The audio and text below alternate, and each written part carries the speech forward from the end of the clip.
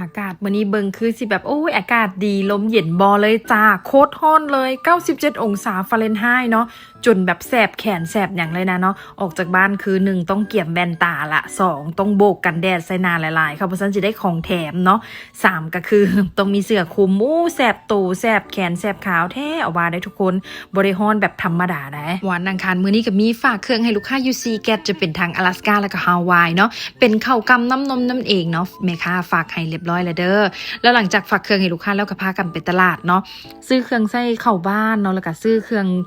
พวกอย่างติดรถไว้พอเวลาไปเปิดบูอยู่อิลลินอยส์เสียนะเขาไปบ้านประหัตตอนแรงเนาะมันก็ยังบ่มีอีหยังขายก็พอได้ให้ลูกกินกินเมออีหยังอยู่ในโรงแรมก็ว่าไปเนาะบริการต้องมีติดตัวเราต้องได้เอาไปนำเพราะเป็นห่วงหลายผู้น้อยนี่นะเพราะว่า3สาวนั้นเขาก็ใหญ่แล้วเนาะ16 13 12ปีแล้วเนาะอันแต่ผู้น้อยนี่3ปีนี่ติ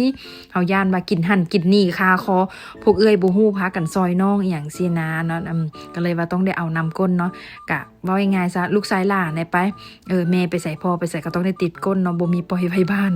แล้วก็ไม่เห็นมักม่วงผัวก็เลยบอกว่าเอา2อันซะเมียคันเลือกบ่ได้เนาะก็เลยจัดไปแล้วก็ยังบ่แล้วได้ต้องเห็นข้าวจีให้ลูกสาวเนาะ3สาวนะมันก็จะมากินข้าวจีแบบว่าไข่ดาวบ่แล้วก็ใส่อะโวคาโดบ่โน่นนี่นั่นประมาณนั้นสิแหละตามอันภาษาเด็กน้อยที่ว่าแบบยูนี่แหละเนาะก็จะมีแบบอาหารของก็เจ้าแน่อาหารพ่อแม่แน่แบบปานน่ะก็จะประมาณนี้เนาะอันน่ะพวกเค้กพวกอย่างสินะบ่เคยได้เงินจักเทื่อใดมันหวานบ่เคยซื้อจักเทื่อมีแต่เบิงงามดีซื่อๆเนาะก็ได้อีนุงตุงนางได้น้ำ4แพ็คอย่างก็ว่าไปอะโวคาโดนี่พานบ่ได้ต้องมีติดบ้านเนาะลูกสาวกกนี่เพิ่นจะมากินกับข้าวจีปาดอะโวคาโดใส่ข้าวจีแล้วก็ห้อยๆน้ำตาลแล้วก็กินบ่อย่างประมาณนี้อาหารเมกาก็จ้อนเลยเนาะซึ่งด้านนี่กินละล่านี่แหละเนาะกินกับข้าวโจ๊กข้าวจีนี่บ่ได้เป็นไปบ่ได้ก็ประมาณสิแหละเนาะเวลาออกตลาดอุ๊ยอันนี้ก็ลูกมักอุ๊ยอันนั้นก็อยากให้ลูกกินอุ๊ยอันนี้ลูกก็คือแบบโบขาดนะส่วนหลายนะได้แต่ของลูกของผัวแนวอยู่แนวกินของตัวเองนะแทบจะบ่ได้เนาะแบบห่วงแต่คนอื่นได้นะบ่ค่อยห่วงตัวเองจ้าเทื่อแล้วก็ทุกคนเป็นคือกันบ่มีไผเป็นคือได้บ่แบบเวลาที่แบบว่าจังไหนเงินเฮาบ่ทวงบ่ทันเงินขาดจังซี่นะอันนั้นก็เพอันนี้ก็เพอันนั้นก็ต้องจ่ายอันนี้ก็ต้องใช้ได้นะเมื่อยบ่ฮู้ว่าแบบโชคชะตากันแกล้งหรือว่าฟ้าลิขิตกันแน่เนาะจักซักผ้าก็เพว่าซ่านเดี๋ยวนี้ผัวก็ได้เอาไปซักอยู่บ้านแม่ย่าใครจะว่าบ้านแม่ย่าใกล้ๆกันประมาณอันแม่ย่าอยู่ซอย1ได้อยู่ซอย3ประมาณจังซี่นะคันมันหลายอีหลีก็ไปหยอดเหรียญซักเนาะคันสิซื้อกับทุกคน2-3,000 พันป่าย 2,000 ซื้อเขาก็จะซื้อแนวดีเลยซื้อเขาก็จะซื้อถังใหญ่อย่างสินะเนาะก็เลยว่าเบิ่งไปก่อนแล้วค่อยผ่อนทีหลัง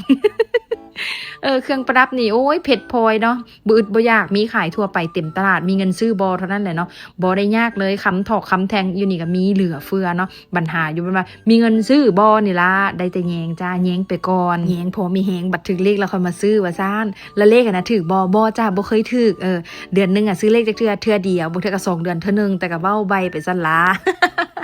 พอได้มีแนวเว้าแนวลมกับทุกคนเนาะแต่จะเป็นคนที่แบบว่า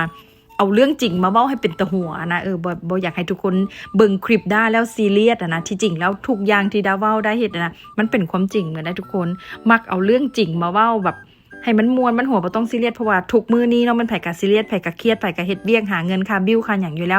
วสิมาเบิ่งคลิปเพื่อให้มันเครียดมันซีเรียสอีหยังแม่นบ่ถ้ามาเว้าแบบเว้าหัวๆย่อๆกันแบบเนาะทั้งที่จริงแล้วมันเป็นเรื่องความจริงนั่นแหละทุกคนที่ว่าอยู่อเมริกานำกันก็ฮู้เนาะก็จะประมาณนี้แหละทุกคนแต่ละมื้อแต่ละเดย์ของด้านะ อันนี้คือแบบของโปรดจ้ะมาคอสโก้น้ำเด็กคือบ่พลาดเนาะพี่เจนี่ก็มักสุดมันแซ่บหอมหวานมันแล้วก็เนียนๆนะซึ่งแบบยวนนะอันแซมขับนะบ่แซ่บทุกคนได้กินแล้วได้ก็บ่เคยกินอีกจักเทื่อเลยว่าบริการนี่ถูกใจสุดๆกินนี่โอ้ยสุดยอดเลยบวกกับว่าเดี๋ยวนี้อากาศมันก็ร้อนหลายแน่เนาะมันก็แบบว่าเนาะตอบโจทย์พอดีเลยเนาะมาสรุปรายจ่ายมื้อนี้ดูมื้อนี้ก็มื้อไป200ป่ายก็ดอนทุกคนได้น้ำ4แพ็คได้อีหยังถุงขี้หยอกขี้เหยียบมันลูกตุ้งยักษ์โอ้ยเนาะสู้ๆเพิ่นอยู่ได้เฮาก็อยู่ได้สู้ๆเพื่อลูกเดี๋ยวมื้อนึงมันหักสิเป็นของเฮาดอกเนาะบ่ต้องท้อ บ๊ายบาย